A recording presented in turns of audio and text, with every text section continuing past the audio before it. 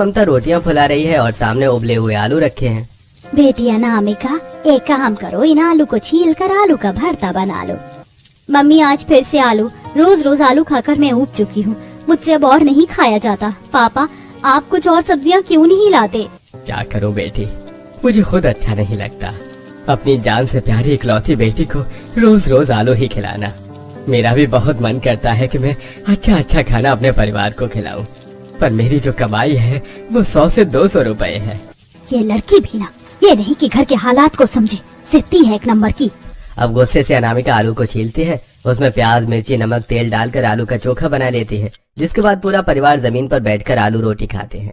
इसी तरह अगले दिन अनामिका अपने घर में रोटी के ऊपर आलू डालकर खा रही होती है कि तभी उसको शाही खाने की खुशबू आती है और वो खुशबू को सूंघते हुए रोटी खाते खाते घर से बाहर जाती है, जहाँ दावत का शाही खाना बन रहा होता है। भैया जी, आपके बन रहे शाही खाने से बहुत अच्छी खुशबू आ रही है, थोड़ा सा ये शाही खाना मेरी रोटी पर डाल दीजिए ना। अरे चलो चलो, पता नहीं कहाँ कहाँ से आ जाते हैं मुंह उठाकर। अरे भिखारियों के लिए नहीं बन रहा ये शाही खाना। तभी वहाँ पर सुमित्रा आती है। क्या कह रही है ये? इसे भी चाहिए ये शाही खाना? अरे कुत्ते वाली नाक है क्या जो सूंघते सूंघते अमीरों की दावत में आ गई। चल निकल यहाँ से, इतना ही शाही खाना खाने का शौक है तो अपनी माँ को बोल बना कर खिलाए। अब नम आंखों से अनामिका खाने को देखते देखते चुपचाप वहाँ से आ जाती है। इसी तरह अब कॉलेज में भी अनामिका के दोस्त उसके टिफिन में आलू रोटी देखकर, अरे यार अनामिका, ये क्या तू हर रोज आलू आलू लेकर आ जाती है? आज भी तेरे टिफिन में आलू है?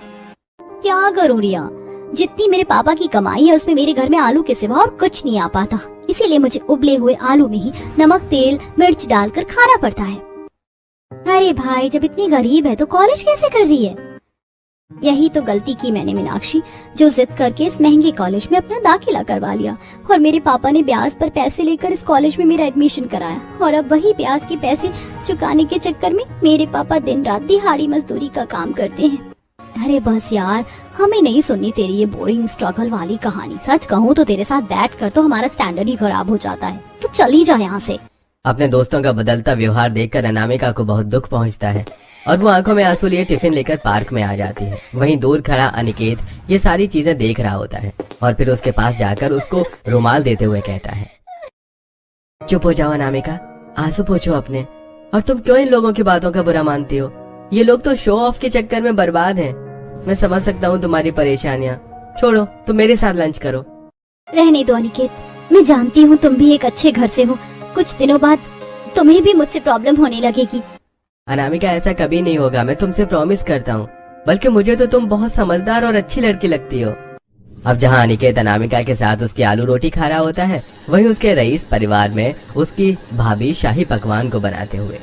ओह गॉड, मुझे ऑफिस के लिए लेट हो रहा है, ये नौकर भी नहीं आया आज, ऊपर से मेरा ये ससुराल, इनको भी हर दिन बस शाही खाना खाना होता है, ये नहीं कि किसी दिन नॉर्मल खाना खा ले। अच्छा होता कि मेरी भी एक देवरानी होती जिसके साथ मिलकर मैं सारे काम निपटा लेती।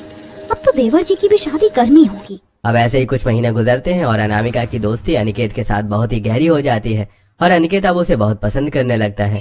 तभी एक दिन अनिकेत अपने घर की बालकनी में चक्कर काट रहा होता है। क्या हुआ अनिकेत, कोई बात है क्या? परेशान लग रहे हो? अरे नहीं नहीं नहीं भाभी, कुछ नहीं, मैं ठीक हूँ। क्या हुआ, बोलो। अरे क्या कुछ भी बड़बड़ा रहे हो? मैं पूछ रही हूँ तुम ठीक हो? क्या करूँ, भाभी को बता दूँ सब कुछ या रहने दूँ? बता ही देता हूँ भाभी। वो दरअसल मैं एक लड़की को पसंद करता हूँ और उससे शादी करना चाहता हूँ, पर वो हमारी तरह अमीर नहीं है। अमीरी गरीबी तो बात की बात है देवर जी, पहले उस लड़की का व्यवहार भी तो देखना होगा कि कैसा है, इसलिए मैं उस लड़की से पर्सनली मिलूंगी। हाँ भाभी, मैं आपको मिलवाने ले चलूंगा।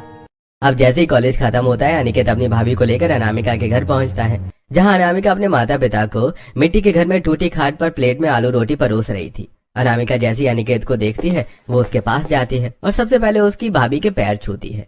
अरे इसकी कोई जरूरत नहीं है, तुम मेरी छोटी बहन की तरह हो। अनिकेत, अचानक तुम यहाँ? मैंने ही अनिकेत से कहा था कि मुझे तुमसे मिलना है। मैं जानना चाहती थी कि जिससे मेरे देवर जी प्यार करते हैं वो लड़की कैसी है, और तुम सच में बहुत सुंदर संस्कारी हो। मुझे अपने लिए एक ऐसी ही देवरानी चाहिए थी। अनामिका के माँ बाप ये सारी बातें सुनकर, अरे आप तो बहुत ऊंचे परिवार की लगती हैं, फिर भी आप मेरी गरीब बेटी को अपने घर की बहू बनाना चाहती हैं। अमीर गरीब क्या है माँ जी, इंसान को इंसान की इज्जत करनी आनी चाहिए, जो आपकी बेटी बखूबी करती है। इसीलिए मेरी देवरानी तो आपकी बेटी ही बनेगी। अब खुशी खुशी अनिकेत साक्षी वहाँ से चले जाते हैं और फिर ये सारी बातें साक्षी परिवार में सबसे कहती है। बड़ी बहू, तेरा दिमाग खराब हो गया है। एक गरीब लड़की इस घर की बहू कैसे बन सकती है? भाजी, आप उसकी गरीबी मत देखिए, क्योंकि मैं उससे पर्सनली मिलकर आई हूँ। वो बहुत ही इज्जतदार, संस्कारी और आदरणीय है। उसने जिस तरह से मेरी रिस्पेक्ट की है, वो आप लोगों के साथ भी वैसे ही पेश आएगी। क्या भाभी, ऐसे थोड़ी ना होता है, स्टैंडर्ड भी कोई चीज होती है। हाँ, मुझे वो लड़की अपने घर के लिए ठीक नहीं लग रही है। क्या दिक्कत है माँ? जब बड़ी भाभी कह रही है कि वो लड़की ठीक है, तो आप उनकी बातों का यकीन क्यों नहीं कर रही हैं? अगर आपने मेरी शादी उस लड़की से नहीं कराई ना, तो मैं किसी लड़की से जिंदगी भर शादी नहीं करूंगा। इसी तरह अनिकेत किसी से घर में बात नहीं करता, ना ही ठीक से खाना खाता है और रात रात भर घर से बाहर रहता है। ये सब देखकर जानकी अब घबरा जाती है। तभी एक दिन, ठीक है बेटा, मैं तैयार हूँ तेरी शादी तेरी पसंद की लड़की से करवाने के लिए। सच में माँ? माँ बहुत अच्छी हो, थैंक यू माँ। अब 3 से 4 हफ्ते गुजरते हैं और अनिकेत पूरे विधि विधान के साथ अनामिका से शादी करके उसे अपने घर लेकर आता है और ससुराल में अनामिका का गृह प्रवेश होता है। और अगले दिन सुबह जैसे ही अनामिका नहा धोकर हॉल में आती है, वो देखती है कि घर के नौकर घर से बाहर जा रहे हैं। माँ जी, ये नौकर कहाँ जा रहे हैं? इन्हें घर का काम नहीं करना क्या? नहीं, अब मैंने इन लोगों की परमानेंटली छुट्टी कर दी है। हे भगवान, माँ जी अब क्या करना चाह रही है? अगर मैंने कुछ बोला तो ये सारा गुस्सा देवरानी जी के ऊपर ही निकाल देंगी। ठीक है माँ जी, जैसी आपकी मर्जी। वैसे देवरानी जी, आज आपकी पहली रसोई है, चलिए रसोई में चलते हैं। हाँ हाँ, ले जाओ और अच्छे से बता देना कि हम लोग क्या खाते हैं क्या नहीं।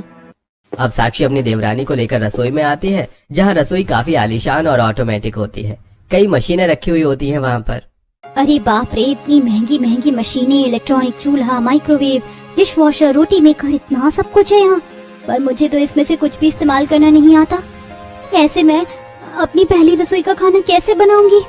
जेठानी जी, टेंशन मत लो देवरानी जी, मैं हूँ ना, मैं आपको सब बता दूंगी। और खाने में आपको सब कुछ शाही ही बनाना है, जैसे मटर पनीर, शाही पुलाव, शाही चाप, शाही बिरयानी और शाही घी में मूंग दाल का हलवा विद ड्राई फ्रूट्स। ठीक है जेठानी जी, आप मुझे समझा दीजिए, मैं सब बना लूंगी। अब साक्षी अपनी देवरानी को ऑटोमेटिक चूल्हा, माइक्रोवेव इस्तेमाल करना सिखाती है, जिसके बाद अनामिका अकेले ही रसोई में पनीर काटकर शाही पनीर, चिकन धोकर शाही बिरयानी, शाही चाप, शाही पुलाव, पूड़ियाँ बनाकर तैयार करती है और लाकर डाइनिंग टेबल पर परोसती है। खाने से बहुत अच्छी खुशबू आ रही होती है। अरे वाह, खाने से तो बहुत अच्छी खुशबू आ रही है। और देवरानी जी, आप खड़ी क्यों हैं? आइए यहाँ मेरे साथ बैठिए और खाना खाइए। अब अनामिका जैसे ही पहली बार शाही खाना अपने मुंह में लेती है, वो खुशी से कहती है, ये खाना तो बहुत स्वादिष्ट और लजीज है। आज पहली बार शाही खाना खाकर कितना सुकून मिल रहा है। मेरा तो सपना था शाही खाना खाने का। हाँ हाँ, अपने अमीरों वाले सपने पूरे करने के लिए ही तो तूने मेरे बेटे को फंसाया था। अब खा जी भर के शाही खाना। हाँ सही कहा माँ, मुझे तो लगा था इस गरीब लड़की से ये शाही खाना नहीं बनेगा और ना ही ये शाही खाना खा पाएगी। अरे आप लोग ऐसा क्यों कह रहे हैं अनामिका को? माँ जी, शिखा, आप लोगों को ऐसे बात नहीं करनी चाहिए देवरानी जी से। आपको तो ये सोचना चाहिए कि जिस इंसान ने आज तक कभी शाही खाना नहीं खाया, उसने इतनी मेहनत करके आप लोगों के लिए शाही खाना बनाया ताकि आप लोगों को अच्छा लगे। अब सबको खाना खिलाकर अनामिका झूठे बर्तनों को धोने लगती है। इसी तरह अगले दिन अनामिका नहा धोकर रसोई में आती है कि तभी रसोई में पैंट, कोट और हाथों में बैग लेकर उसकी जेठानी वहाँ आती है। चलिए देवरानी जी, मैं ऑफिस जा रही हूँ। ऑफिस? हाँ देवरानी जी, मैं जॉब करती हूँ। हस्बैंड के एक्सपायर होने के बाद उनकी कंपनी में ही चला रही हूँ और मैं कल ऑफ पर थी क्योंकि कल तुम्हारी पहली रसोई थी ना। तुम सब समझ तो गई ना रसोई कैसे संभालनी है। सॉरी जेठानी जी, मैंने कभी इस बारे में अनिकेत से पूछा नहीं और आज अचानक पता चला, सॉरी। अरे कोई बात नहीं, तुम अभी बच्ची हो, तुम इतना मत सोचो। चलो मैं चलती हूँ। साक्षी के जाने के बाद अनामिका रसोई में कई तरह का शाही खाना बनाती है, जैसे शाही मटन कोरमा, शाही दाल मखनी, शाही राजमा पुलाव, पूरी, मीठे में शाही खोए के लड्डू, ये सब बनाकर डाइनिंग टेबल पर परोसते हैं। सभी लोग खाना खाते हैं। अरे वाह अनामिका, तुमने तो ये शाही खाना बहुत ही स्वादिष्ट बनाया है। आओ तुम भी खाओ मेरे साथ बैठकर। सच में बहू के हाथ का ये शाही खाना खाने में स्वादिष्ट तो लग रहा है, लेकिन मैं इसकी तारीफ नहीं करूंगी क्योंकि मैं तो चाहती हूँ ये लड़की इस घर से जल्द चली जाए। बस भैया, इतनी भी तारीफ मत कीजिए, खाना एवरेज है, नॉट एक्सीलेंट। इतनी प्यार से मैंने सबके लिए शाही खाना बनाया, मुझे तो ये खाना अच्छा लग रहा है, पता नहीं इन्हें क्यों पसंद नहीं आया। अब सबको खाना खिलाने के बाद साक्षी घर में साफ सफाई करने लगती है, फिर जाकर गंदे कपड़ों को धोती है। तभी दोपहर में साक्षी की नंद अपने कुछ फ्रेंड्स को अपने घर लेकर आती है। भाभी, मेरी और निधि की कुछ फ्रेंड्स आई हैं कॉलेज से। आप हम सभी के लिए खाने में कुछ शाही बना दीजिए। हे भगवान, कल से अब तक शाही खाना बना बना कर तो मेरी कमर टूट गई है, और अभी तो जस्ट मैं कपड़े धोकर उठी हूँ। ठीक है, मैं अभी बना कर लाती हूँ। अब अनामिका रसोई में आती है और फिर से शाही पनीर, शाही मलाई चाप, शाही कोफ्ते, नान, पुलाव, मीठे में बर्फी बनाकर शिखा सारे पकवान निधि के कमरे में लेकर जाती है।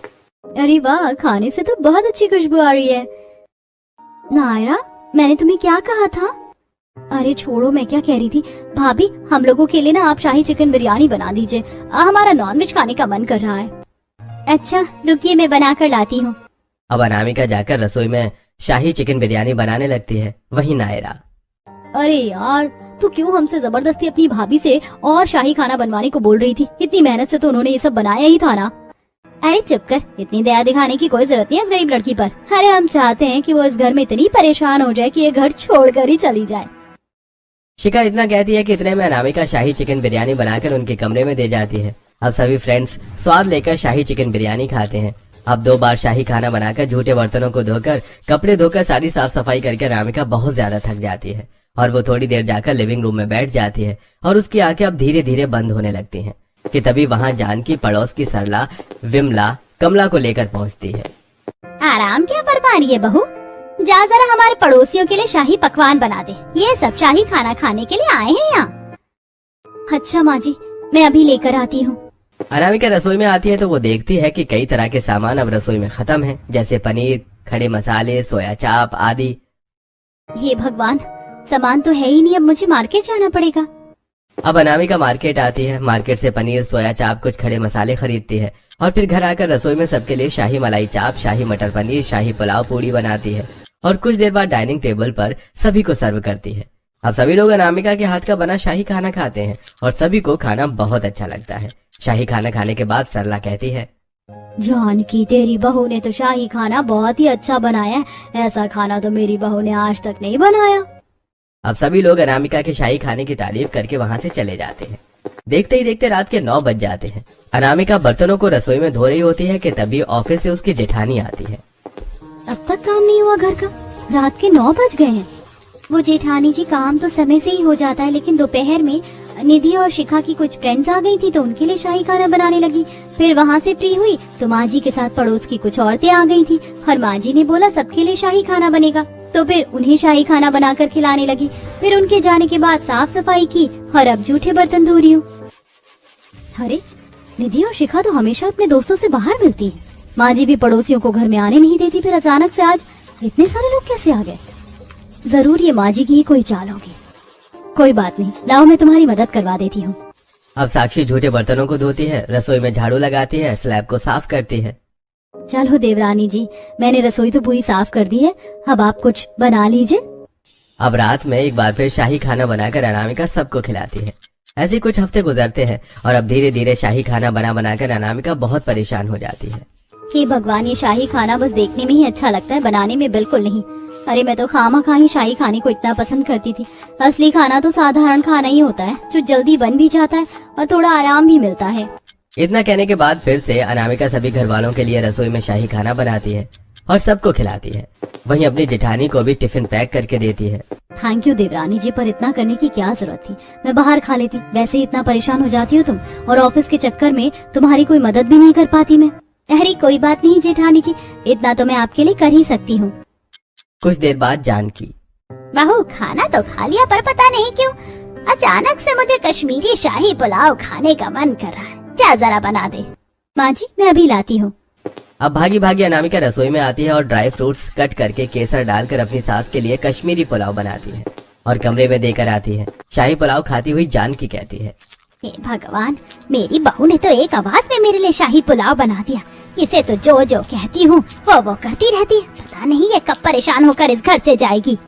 अब ऐसे ही कुछ हफ्ते गुजरते हैं और एक दिन अचानक अनामिका के घर से फोन आता है, जहाँ उसकी माँ उससे कहती है कि उसके पिता की तबीयत कुछ ठीक नहीं है और उसे फौरन घर जाना होगा। अनामिका फौरन ये बात अपने घर वालों से कहती है।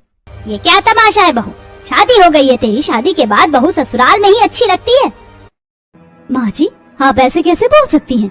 अनामिका को शादी करके यहाँ आए 6 महीने हो गए हैं और एक दिन भी अनामिका ने अपने घर जाने की बात नहीं की है। और आज भी अगर वो जा रही है तो बस इसलिए क्योंकि उसके पिता की तबीयत कुछ ठीक नहीं है। हाँ भाभी ठीक कह रही है अनामिका, तुम जाओ। अब अनामिका अपने मायके चली जाती है। आ गई बेटी, देख मैंने अपने जोड़े पैसे से तेरे लिए शाही मटर पनीर पुलाव बनाया है। बस करो माँ, मैं शाही खाना नहीं खाऊंगी, मैं बहुत थक गई हूँ इस शाही खाने को बना बना कर और खा खा कर। आप मेरे लिए गर्मा गर्म आलू की सब्जी और पूरी बना दो ना।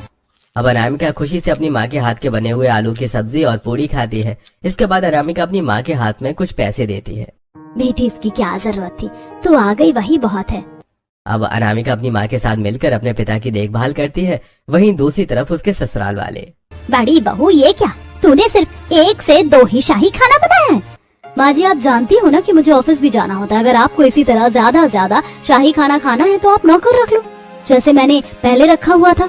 अब अगले ही दिन घर में नौकर आते हैं, लेकिन नौकर बढ़ चढ़ कर पैसा मांगते हैं। देखिए पैसा तो हम ज्यादा ही लेंगे मालकिन, क्योंकि आपके घर में तीनों टाइम हमें शाही खाना बनाना होगा। ठीक है ले लेना, लेकिन खाना अच्छा होना चाहिए। अब पैसा लेने के बाद भी नौकर अच्छा शाही खाना बनाकर घर वालों को नहीं खिला रहे होते हैं।